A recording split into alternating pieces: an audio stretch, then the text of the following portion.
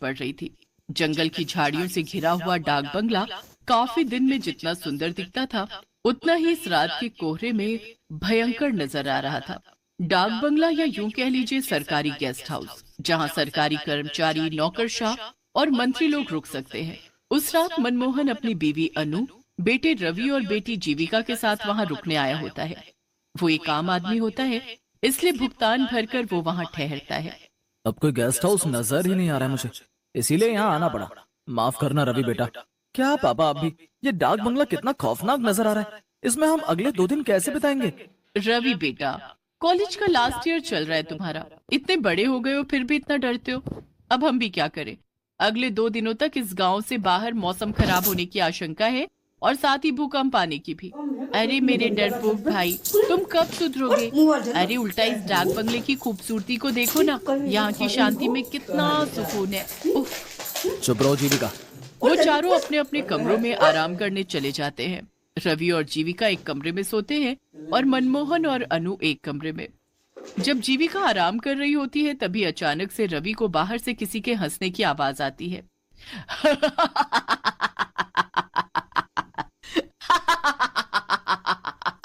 मेरे पास आओ, आओ, आओ मेरे पास आओ। ये किसकी आवाज है? कौन है? रवि के पसीने छूटने लगते हैं और वो बालकनी में जाता है। तभी उसे वहां कोई नीचे नहीं दिखता है और ना ही दूर दूर तक जंगल में कोई नजर आता है। यहाँ तो दूर दूर तक कोई नजर नहीं आ रहा है। फिर ये आवाज किसकी थी? जीविका, तुम पागल हो क्या? ऐसे कोई करता है क्या? मैं कितना डर गया एक पल के लिए। सॉरी, मैं तुम्हें बस इतना कहना चाहती हूँ कि तुम अपने मन में से इस डर को भगा दो। ये जगह दिखने में जितनी हॉन्टेड है उतनी असल में है नहीं यार।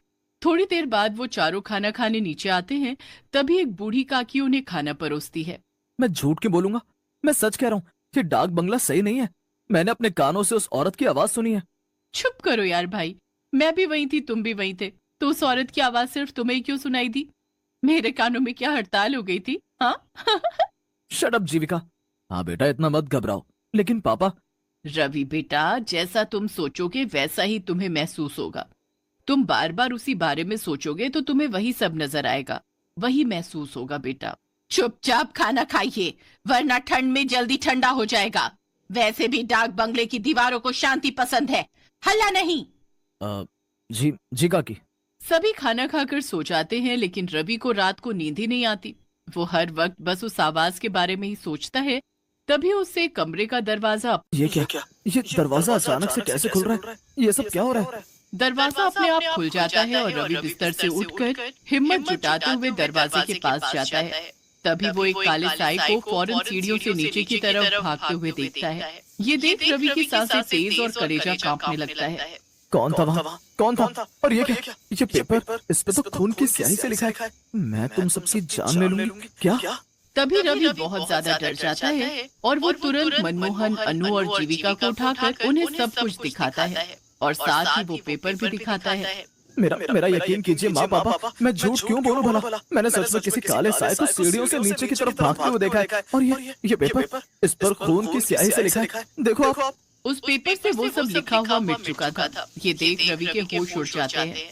ऐसा कैसे हो सकता है? रवि, एक काम करो, तुम और जीविका हमारे कमरे में सो जाओ। चारों एक साथ सोएंगे तो किसी को डर नहीं लगेगा। लेकिन पापा, मैं डर नहीं रहा, मैं बस मेरी और आपकी सबकी भलाई के लिए कह रहा हूँ। यहाँ से चलिए। आप सब भूत प्रेत में विश्वास नहीं करते होंगे, लेकिन मुझे है। रवि भाई, तुम कुछ ज्यादा ही सोच रहे हो। बस रवि, चलो सोने अब और कुछ नहीं सुनना है हमें। पहले तुम्हारे पापा और मैं बहुत थक चुके हैं। कोई रवि की बात समझने की कोशिश ही नहीं करता और सब एक ही कमरे में सो जाते हैं।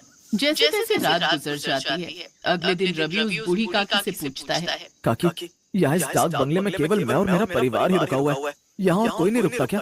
लोग यहाँ रुकने आते हैं, लेकिन अभी समय नहीं है। हटो यहाँ से, मुझे बाहर जाना है। रवि दिन में उस बंगले को अच्छे से देख लेता है। मनमोहन, अनु और जीविका बाहर बैठकर बातें कर रहे होते हैं।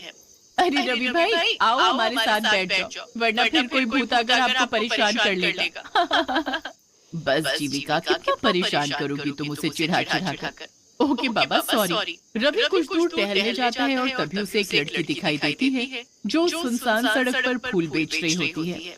साहब फूल ले लो ना साहब, गुलाब, चंपा, चमेली, मोगरा, जास्मीन, सारे फूल है मेरे पास। नहीं नहीं, मुझे नहीं चाहिए कोई फूल। अच्छा ठीक है, लेकिन मेरी बोनी हो जाए इसलिए एक फूल तो ले लीजिए प्लीज साहब। रवि उस फूल को खरीदकर अपनी माँ अनु को बालों में लगाने के लिए दे देता है। बाद में जब अनु बाथरूम में मुंह धोने जाती है तभी वहाँ की लाइट अचानक से बंद चालू होने लगती है। अरे इन लाइट्स को क्या हो गया अचानक से? और जब अनु आईने में देखती है तभी उसके पीछे एक औरत खड़ी होती है जिसकी शक्ल काफी ज्यादा खौफनाक होती है। अनु की चीख सुनकर सभी उसके कमरे में भागे चले आते हैं और उसे वहाँ पर बेहोश पाते हैं। माँ आंखें खोलो ना माँ। थोड़ी देर बाद जब अनु को होश आता है तभी वो उन तीनों को सारी घटना बताती है। अनु की जुबानी ये सारी बातें सुनकर उन तीनों के पैरों तले जमीन खिसक जाती है। माँ ये सब सच है? हाँ जीविका बेटी, रवि बिल्कुल सच कह रहा था। देखो मैंने कहा था ना आप तीनों से, इस डाक बंगले में जरूर कुछ तो गड़बड़ है। मनमोहन जी मुझे कुछ नहीं पता, हम कहीं और रुक लेंगे, चाहिए तो जंगल में रुक लेंगे, लेकिन इस भूतिया डाक बंगले में बिल्कुल नहीं। हाँ पापा, अगर माँ और रवि ने यहाँ कुछ ऐसा महसूस किया है तो हमें यहाँ नहीं रुकना चाहिए। हाँ अनु ठीक है, अपना अपना सामान ले लो, हम सब अभी इसी वक्त यहाँ से निकलते हैं। चारों अपना सामान पैक करके वहाँ से निकलने लगते हैं, लेकिन तभी वहाँ डाक बंगले के मुख्य दरवाजे पर वो बूढ़ी काकी खड़ी हो जाती है। काकी हमें जाने दीजिए, हमें अब यहाँ नहीं रहना है। नहीं कहा ना, एक बार जब कोई इस डाक बंगले में आ जाता है तो वो फिर से वापस नहीं जा पाता। नहीं, आप हमें यहाँ जबरदस्ती रुकने के लिए नहीं कह सकती काकी, हमें जाने दीजिए प्लीज। मतलब ये कि तुम सब अब हमेशा हमेशा के लिए यहीं पर रहोगे, इंसान बनकर नहीं बल्कि भूत बनकर। उतने में अचानक से वो बूढ़ी काकी अपने भूतिया रूप में बदल जाती है और वहाँ आसपास सभी भूत इकट्ठे हो जाते हैं। ये सब देखकर चारों की रूह कांप उठती है और रोंगटे खड़े हो जाते हैं। नहीं बचाओ! वो चारों भागने की कोशिश करते हैं लेकिन उनके पैर नहीं हिल पाते हैं और वो जमीन से चिपक कर रह जाते हैं। नहीं, हमने यहाँ रुककर बहुत बड़ी गलती कर दी, हमें यहाँ रुकना ही नहीं चाहिए था। बचाओ! ये हमारे पैरों को क्या हो गया? ये हिल क्यों नहीं रहे? हमें बख्श दो, हमें जाने दो यहाँ से, जाने दो, हमें जाने दो। नहीं, कहा था ना मैंने। अब तुम सबका अंत तय है, तुम सब भी हम भूतों की बिरादरी में शामिल हो जाओगे आज।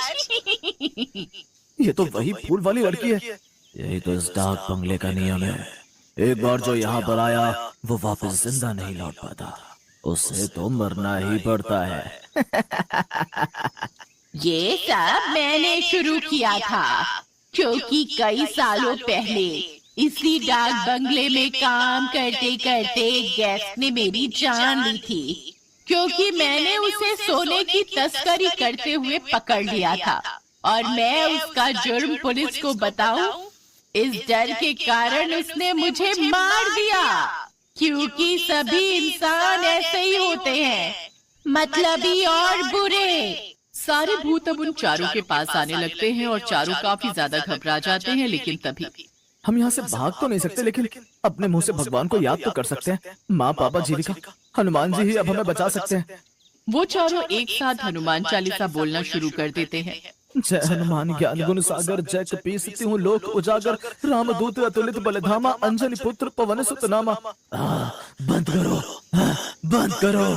हनुमान चालीसा सुनकर सभी भूतों के कानों से खून निकलने लगता है और सभी एक के बाद एक खत्म होने लगते हैं।